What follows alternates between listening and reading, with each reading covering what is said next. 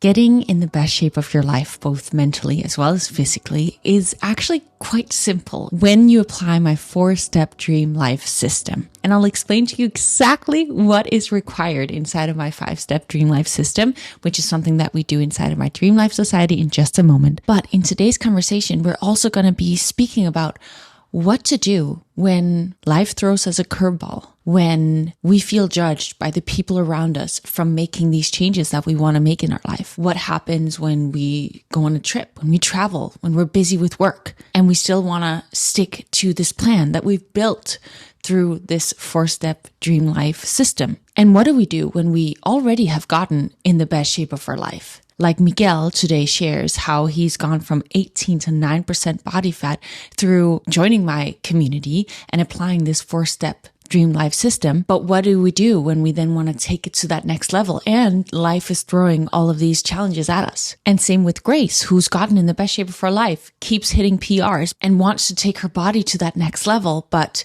as she's increasing her muscle mass and hitting all these PRs, she's also increasing her body fat. So how does she balance this out so that she continues to build muscle but lowers her body fat at the same time? And Casey, who joined my community and worked at a bar and had all these incredible dreams, wishes, both for her business, for her personal life, as well as for her fitness. And now, because she's gone through this 4-step dream life system, has created a completely different life for herself. Or Elia, who just joined my community and already from just a couple of weeks being a part of this community and applying the tools that are giving inside of this 4-step dream life system, is noticing so many patterns that previously were just autopilot. And now from this clarity through these journaling challenge prompts that I give her every single day, has been able to notice these patterns and take the required actions for change to create a life that feels aligned and also do something that scares her.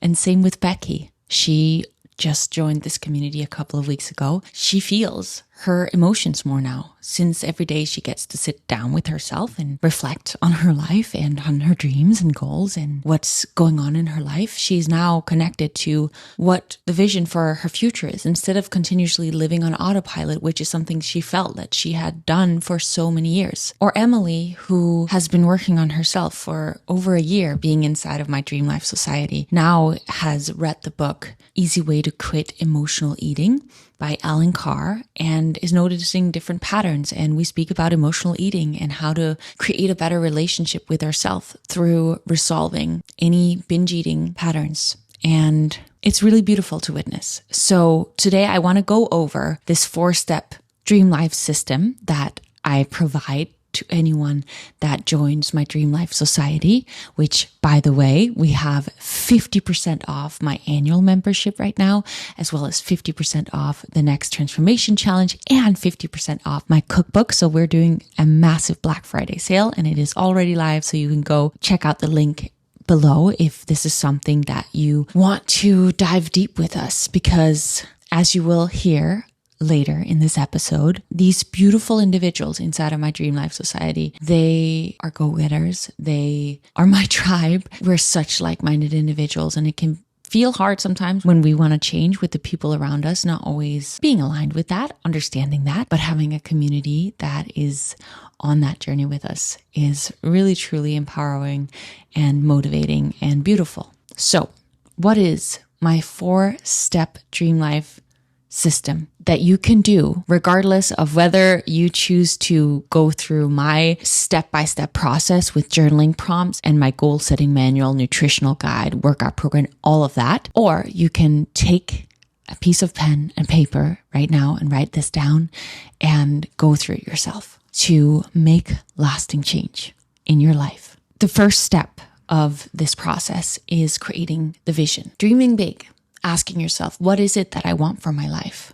What are the habits that I actually want to have in my life that would make me feel good? Where do I see myself in 6 months, 1 year, 5 years, 10 years from now? In a dream life scenario, what would that ideally look like from relationships to fitness routine to daily morning routine, night routine, habits that you do on a daily basis. Where do you want to go take your business to? What is your dream life vision? And we go into depth into this inside of my Dream Life Society, and we work on it every single week. We reconnect with it every single day with our journaling prompts and our weekly conversations. However, this is something that you literally can take right now, a notebook and a piece of pen, and go through and create that dream life vision that you want for your life.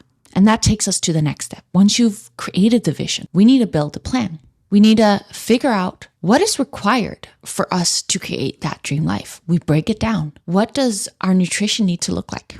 In my nutritional guide, I guide you through 3 different nutritional approaches depending on what it is that you need in your life. There is the learning how to calculate and track macros and do it in the easiest way possible. There is the nutritional awareness on the go. And then there is the intuitive approach. You got to figure out, what does your nutrition need to look like in order for you to live in alignment with this dream vision that you've created for yourself? What does your exercise routine need to look like? Do you need to follow a structured progressive overload program to build muscle and lower your body fat? Do you need to start taking weekly dance classes? Do you need to start to go on daily walks? Do you need to start jogging again? What is it that your exercise routine needs to look like? Now, what is it that your morning routine needs to look like? Do you need to sit down with yourself every single day and journal? Inside of my Dream Life Society, we have a bunch of different journaling challenges, which you can go through all of them at different times of your life, depending on whether you're in a place where you want to build that momentum and really make bold action moves towards a dream outcome, or do you need to reflect and heal and resolve some challenges that you've dealt with since childhood? Do you need to rewire your self-identity? Like, I have so many different journals that take you through different journeys dependent on where you are at this season of your life. But what does your morning routine need to look like? Do you need to jump in a cold plunge every morning, or take a cold shower every morning, or go on a morning sprint to really challenge yourself? Or do you need to sit down with yourself and tune into your breath and write down in your notebook what you're feeling? Set intentions for the day. Write down your goals every day to connect with what it is that you desire. Every single day, reconnect with this dream vision that you have created for your life. What does your nighttime routine need to look like in order for you to make that happen? Do you need to set a bedtime alarm so that you go to bed at a certain time? This is also something that we're going to be diving deeper into later in this episode as we go into this community conversation that we have every single Sunday inside of my Dream Life Society. And you'll see how different people apply these tools in different ways. What does your daily routines need to look like? What does your mindset need to look like in order for you to build this plan that is in alignment with this dream vision that you have developed, that you want to create in your life? Now, the third step of my dream life system is sticking to the plan.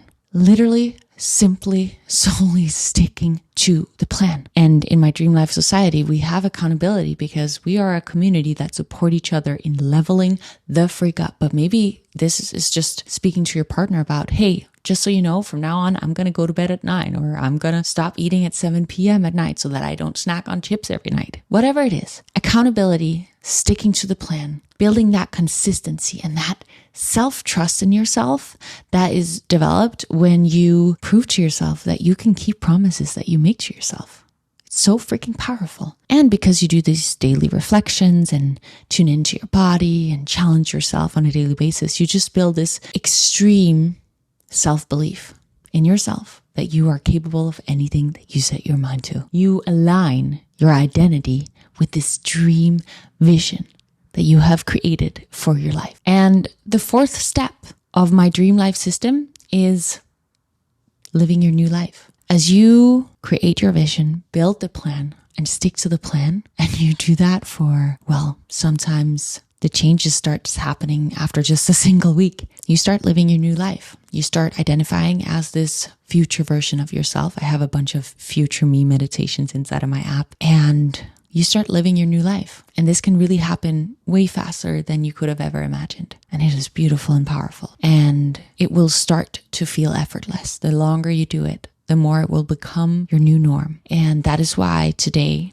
in this episode, I wanted to share with you a random conversation from one of our Sunday conversations inside of my Dream Life Society, because you will see what this looks like in action, what this looks like when someone actually take on this 4-step Dream Life System and how it absolutely can change your life. You can do this at home in your notebook, like I mentioned, or you can join us if you would like. And right now, as I mentioned, we have 50% off annual membership together with the December challenge and my cookbook. But if you get the membership, then you'll get every single one of my transformation challenges. You will also get every single one of my cookbooks, every single one of my 7 times new workout programs that I create every single month, all of my journaling challenges, these weekly conversations, daily support inside of the community. I respond to every single message. So I will be your friend and your guide and your support system together with the Dream Life Society on this journey. But without further ado,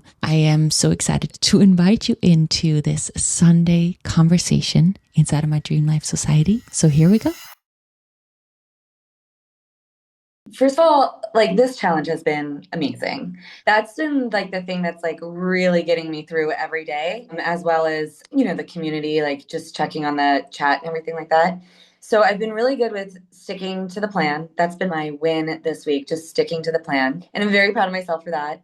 The thing that it has been challenging that I've noticed is in doing that, kind of what I was posting about is I am really confronting all of those challenges, which are the limiting beliefs, the what am I actually saying to myself when I'm hesitant to do something or afraid to do something? Like I'm feeling it, but like, what are those words? And, I'm swirling around this like, well, it's uncertainty, it's somebody else's negativity, it's fears because I'm not prepared, it's bad experiences, whatever. So, like, let's dissect all of those fears, all those things you're telling yourself, be prepared and have fun and do it anyway because you deserve to have fun and you deserve to do this and you deserve to grow and you deserve to succeed. And one of the things I keep bumping into that I'm like, I think I used one of your journal prompts to really dive in, and ChatGPT has helped a lot.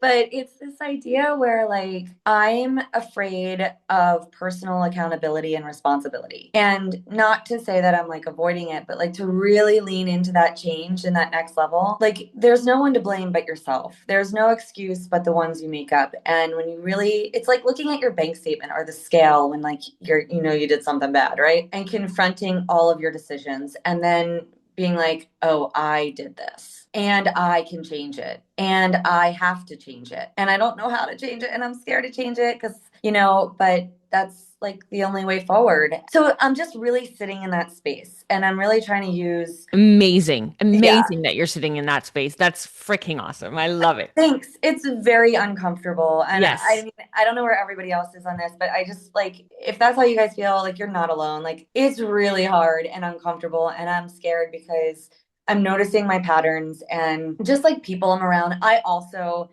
not canceled, but like backed out of like things that I had lined up this week because I just didn't want to do it. It just didn't align. So, that happens. But the people I'm around, the environments, the patterns, I'm really examining them like, oh, I keep surrounding myself around the same kinds of people or the same things or the same thoughts. It's like no judgment, but let's try to change it. And it's scary and it's hard, but I'm doing it. This is incredible. And I just want to remind you of a couple of things that you said. You said, this week, the thing I'm the most proud of is that I stuck to the plan. So you have proof that you can stick to the plan when set your mind to something and you tell yourself you're going to do something.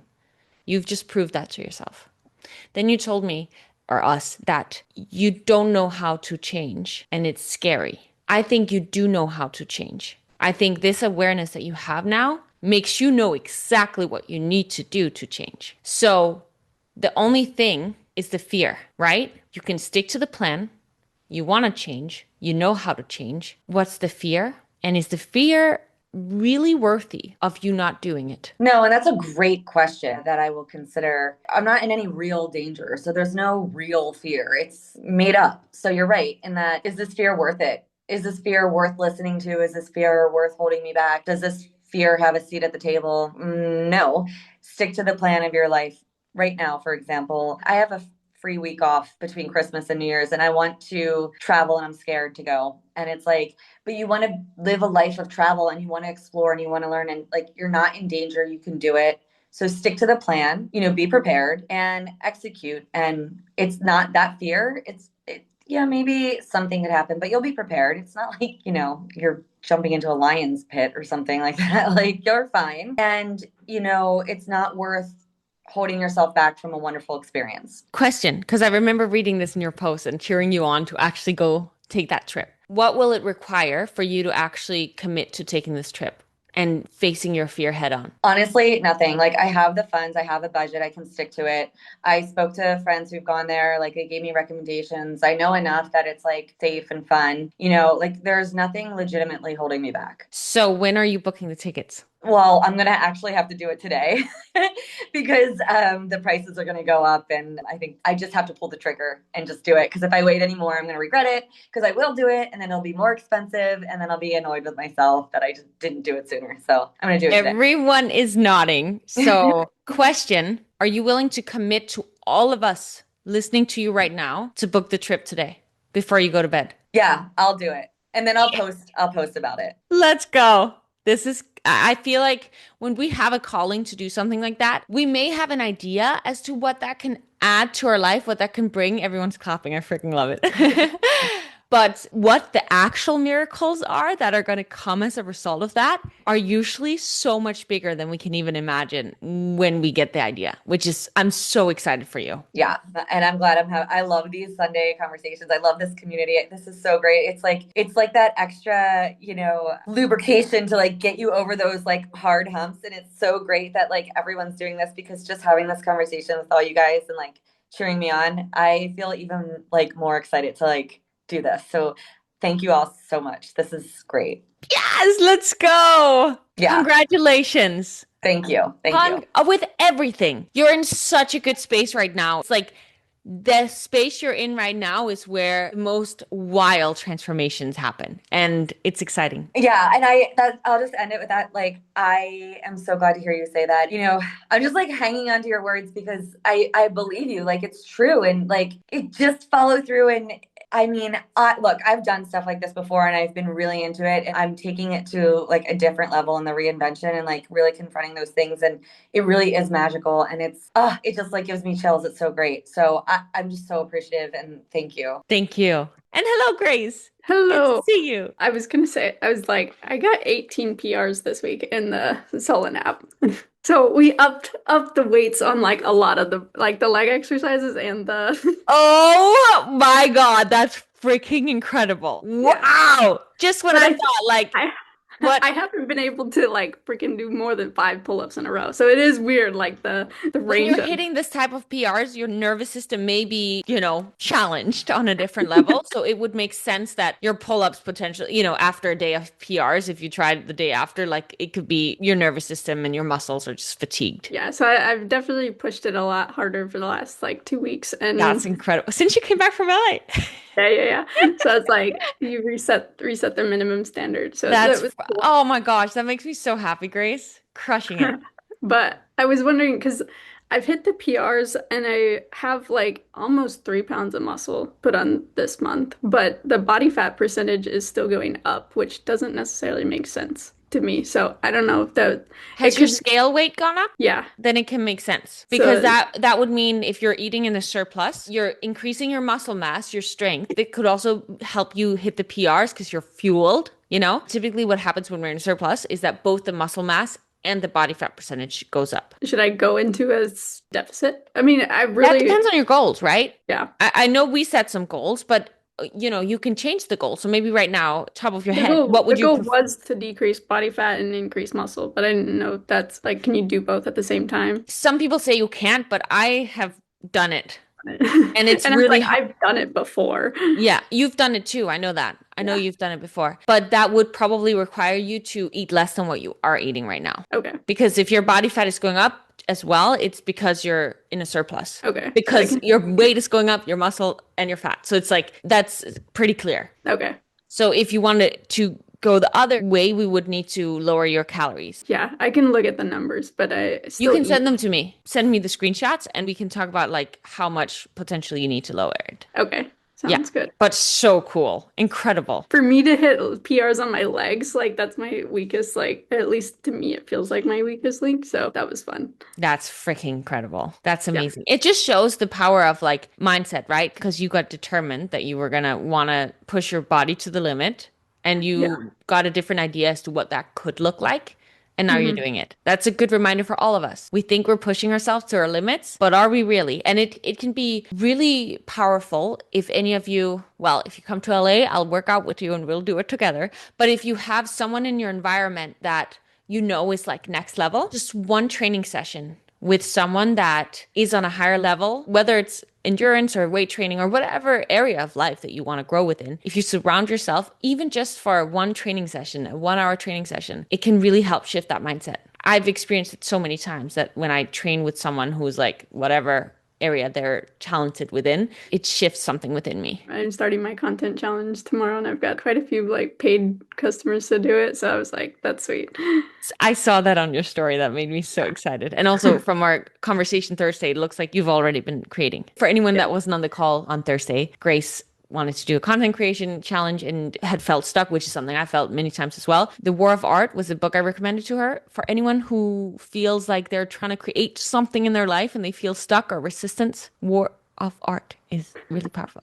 It just like a brief story. And I spent literally all day yesterday trying to create the videos, and my SD card broke, and this broke. Like all of the tech stuff was driving me up a wall. So because it wasn't working, so the files were corrupted. But it was like resistance, resistance, resistance. Do I keep doing this? Do I not keep doing this? So I finally got to finish it at the very end of the day. It was like that took a whole day to make a 5-minute video, which was so dumb. But I got over the resistance part of it. And now I've made like several videos. Congratulations, first of all, Grace, on your PRs. That's amazing. I feel like I live for that little like star on Solon when it like shoots up the little confetti when you hit a PR. I feel like I live for that. So that must have felt so good to get that 18 times in a week. Pernilla, I have been working through some of your like long-term recommendations. So like for so long, you've always said like journaling is like the number one way that you transform. And so for a while now, I've been really committed like every single day to journaling, and it's been wonderful. And I really related to what someone else was saying about how you end up feeling more things throughout the day when you just spend a bit of time connecting with yourself.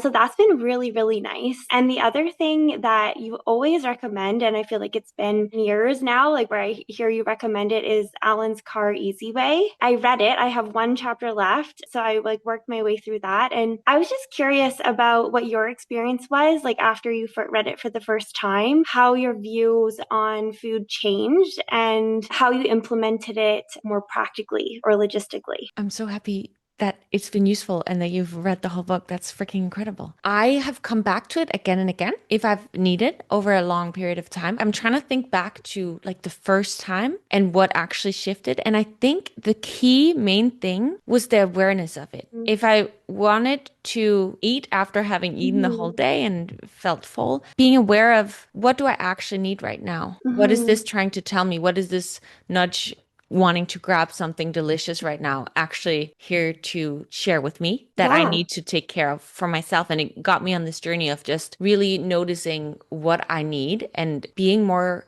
caring and loving towards myself in those moments instead of numbing. I feel like that's like the main thing. What's your experience been? Same. That's exactly been my experience. I think that like we're very conditioned from such an early age to view food as at some level as a comfort.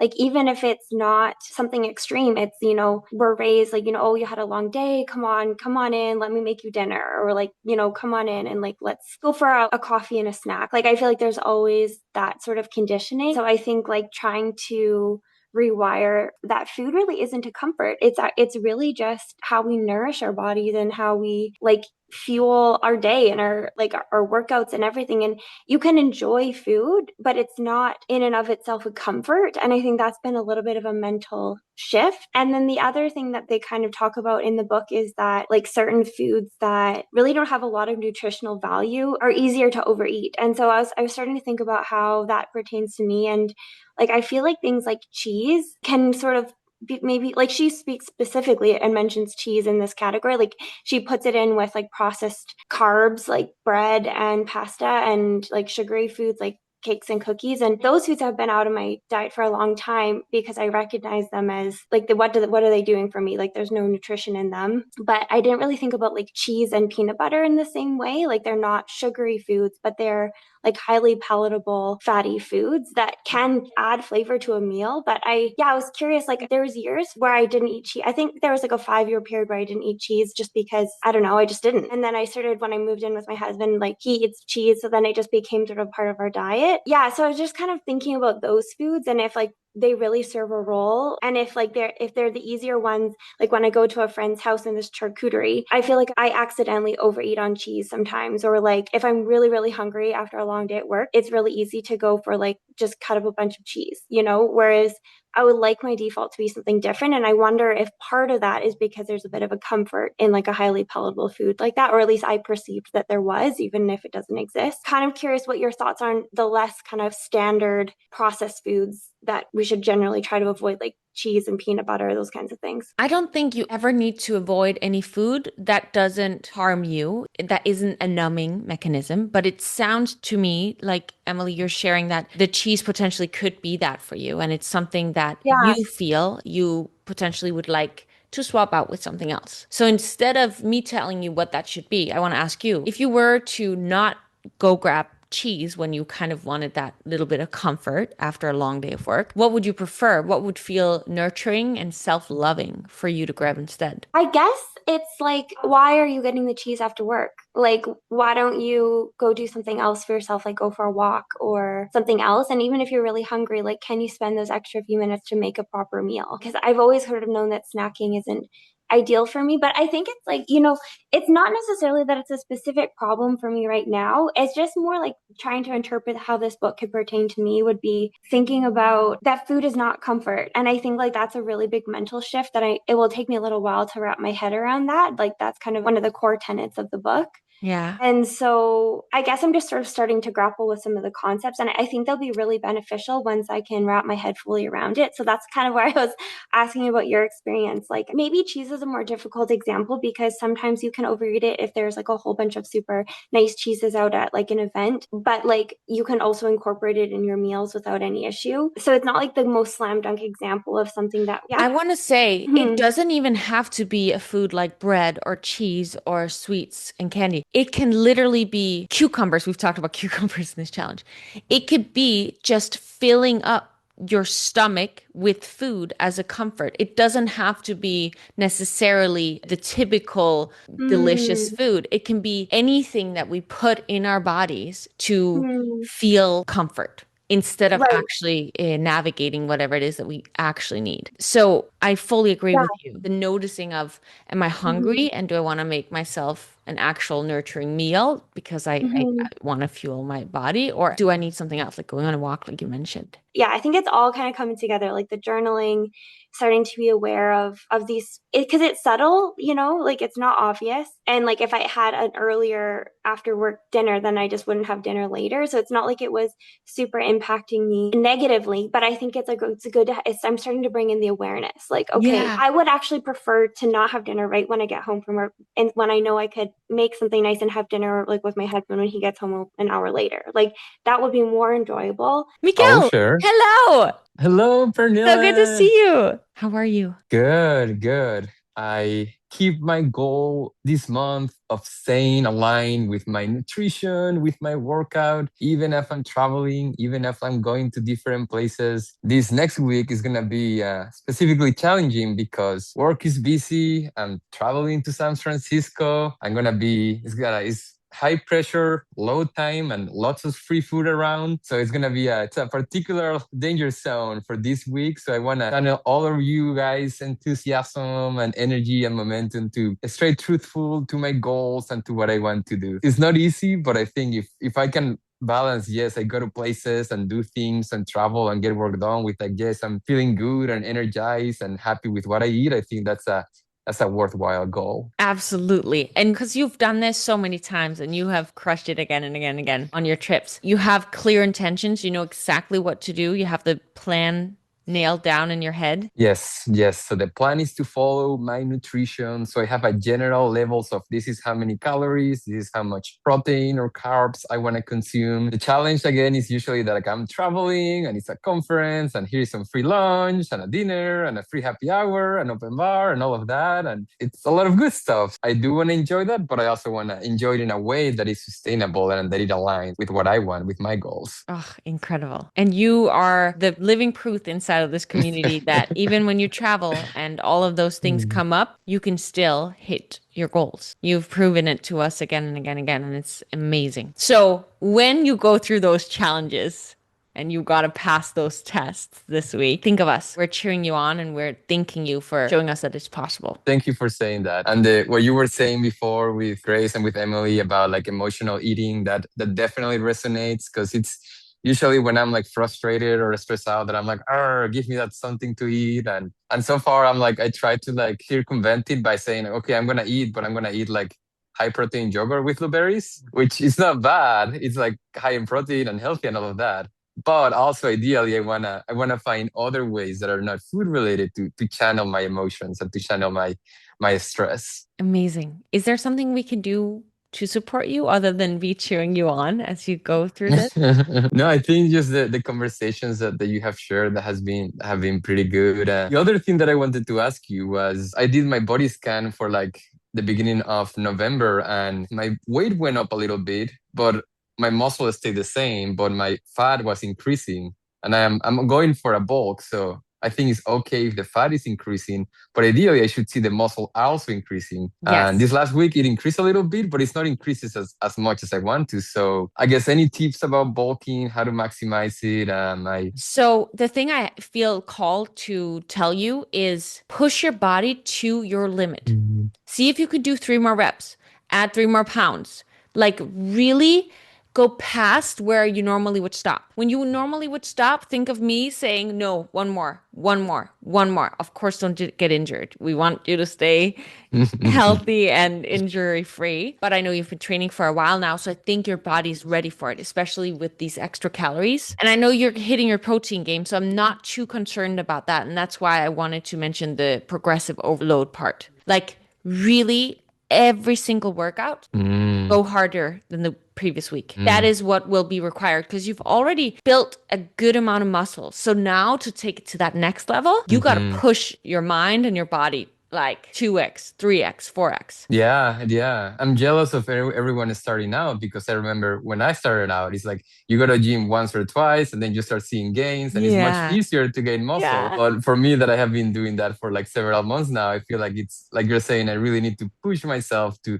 squeeze as many gains as I can. Yes. So that would be the best advice and really like every workout. You got it. Every workout. Yeah. That makes total sense. And the other thing that I also want to get better at is definitely sleep. Because I have read like if you sleep badly, that doesn't help you grow muscle and then you're stressed out and then 100%. you have more cravings. And I think when we were in September, I call it Sleepy September. That was my challenge. And it's hard. It's hard because if I'm traveling and I have a different bed and hotel. So I think if I got some pills that has melatonin that help you sleep. So I think that's another goal for this week to help me with everything in my life to make sure I get good sleep. Yes. And could you plan your sleep? I know you maybe potentially, you know, your traveling plans, you know, what events or what things you have to do, like the dinners, maybe you have to go to when you're out. Could you plan like the time you need to go to bed for each night? I think I can have a general plan, or at least I can prioritize. Hey, if I want to wake up early to work out,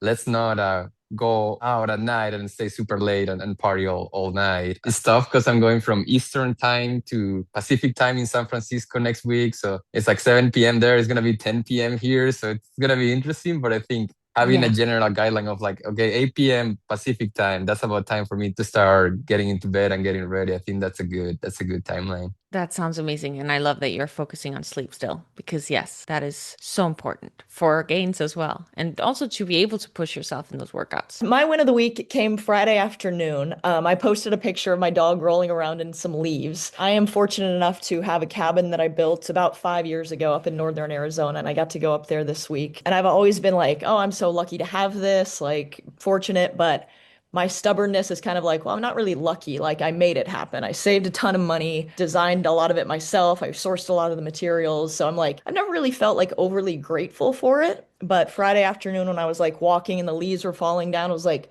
wait a minute. I think like I have feelings like because I'm journaling now and I'm tapping into that, like I'm actually like really grateful and like happy and like just like I was like, oh, I'm different than I was a couple weeks ago. Like, so I think that's like a little bit dorky to say, but for a hard-headed person like me, that was a really big win. So I was excited about that. And I was listening to one of your podcasts from a couple weeks ago, and you were mentioning someone like, oh, there's someone new to the challenge, and she doesn't know like what direction she wants to go. She's never done a lot of like life planning. And I was like, wait a minute, is that me? Was I on a podcast? So I feel like a celebrity. So I don't know if it was, but It was. thanks for the shout out. And yeah, it's pretty cool. You made a big impression on me the first conversation. Now we've talked every week since, and it's been incredible to follow you every week. Yeah, I sent it to some of my girlfriends and I was like, ha, suckers make fun of me for doing this, but I'm on a podcast. What have you guys done this week?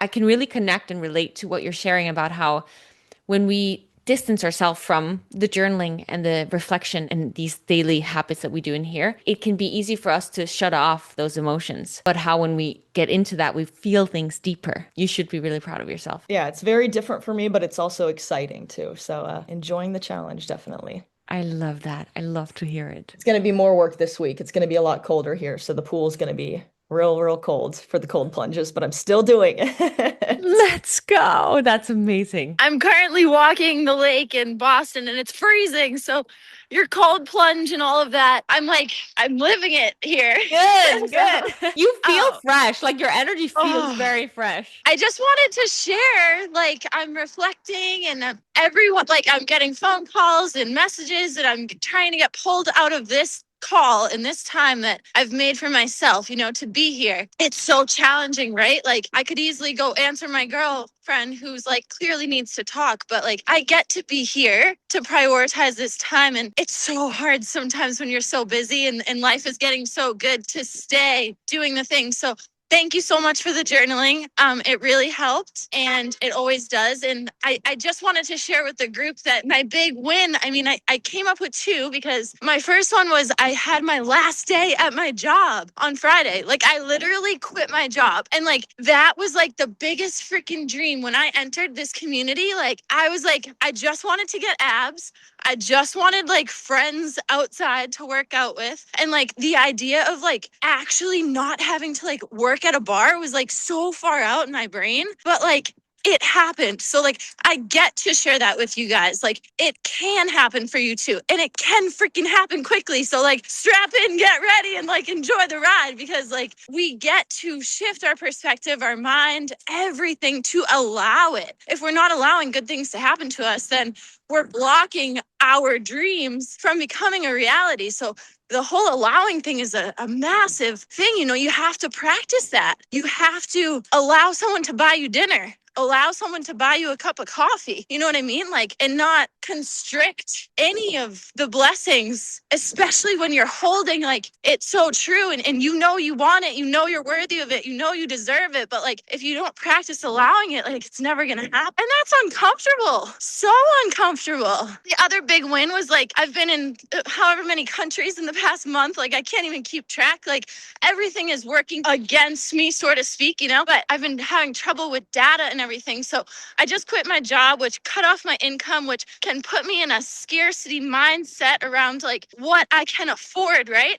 And I just bought the new iPhone. So like I got creative. I found a way to make it happen, to make that investment at a time that like everything's so uncertain and like beginning to like, like shrink and all of that. So it's like when you focus on yourself, that's when the good things come. Thank you. I wouldn't be here without any of you guys.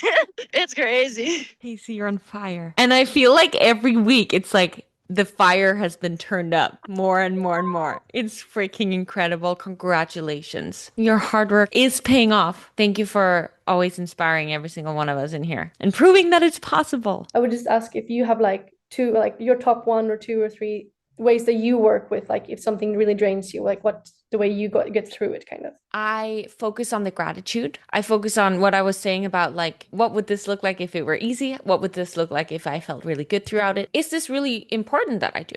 Because maybe it's not. Maybe it's something I'm pushing myself to do because I've always done it. And actually, I don't need to do it. Then I also remind myself of the goal. Like, why is it that I am doing this? Remind myself of the goal. I also remind myself that resistance is a part of the journey and that it needs to be overcome in order for me to get to that next level. It's a natural part of the journey.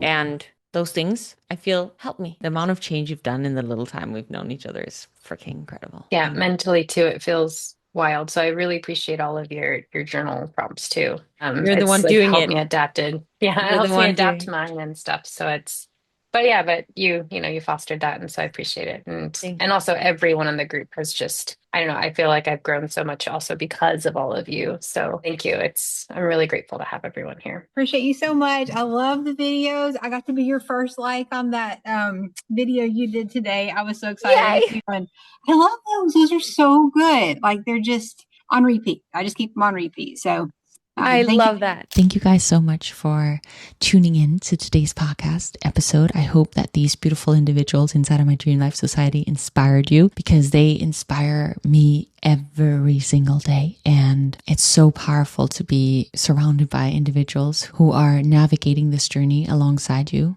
alongside me, and supporting one another as we build our dream lives. If you want to join us, I would absolutely love to have you. I've linked my membership down below, together with my transformation challenge and cookbooks. I just hope that whether you join us or you don't, that you really take the time today or this weekend to create this vision, to build that plan, to stick to the plan, and experience a life beyond your wildest dreams, because you deserve that and nothing less. You're worthy and you're capable. And I know that for a fact. I have zero doubt. So all that is required is for you to go make it happen. And I would love to support you, and I will support you in whatever way you choose to go about it. But please do yourself and do me the favor of going for whatever it is that you desire in your life. Thank you so much for listening to this episode. If you found it useful, it means the world to a host like me if you share it with a friend who could also find it useful, or subscribe or like or write a comment. Anything helps. I'm so grateful for you, and I hope you go out there and have a beautiful day. Dream big, and as always, remember that in order for you to grow, you have to challenge your norm. Bye.